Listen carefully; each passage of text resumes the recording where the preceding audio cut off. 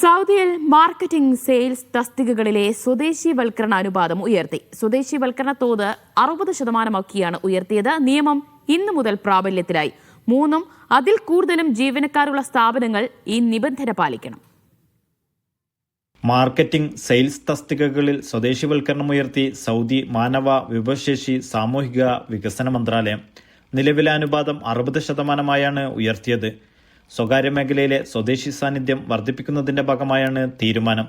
Marketing manager, പരസ്യ agent, graphic designer, public relations specialist തുടങ്ങി 10ഓളം തസ്തികകൾ മാർക്കറ്റിംഗ് വിഭാഗത്തിലും, സെയിൽസ് മാനേജർ, റീറ്റെയിൽ, ഹോൾസെയിൽ പ്രതിനിധികൾ തുടങ്ങിയവ സെയിൽസ് വിഭാഗത്തിലും സ്വദേശിവൽക്കരണത്തിൽ ഉൾപ്പെടുത്തിയവയിൽ ഉൾപ്പെടും.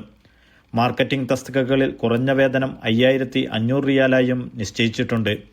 ഇന്നു മുതൽ പ്രാബല്യത്തിലായ നിയമം 3 അതിലധികമോ ജീവനക്കാരുള്ള സ്ഥാപനങ്ങൾക്കെല്ലാം ബാധകമായിരിക്കും. നിയമം നടപ്പിലാക്കുന്നതിന് മുൻപായി സ്ഥാപനങ്ങൾക്കാവശ്യമായ തയ്യാറെടുപ്പുകൾ നടത്താൻ 3 മാസത്തെ സാവകാശവും അനുവദിച്ചിട്ടുണ്ട്.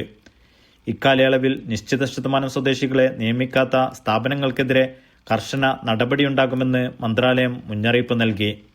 Naushad Irikkur, media 1, Dammam.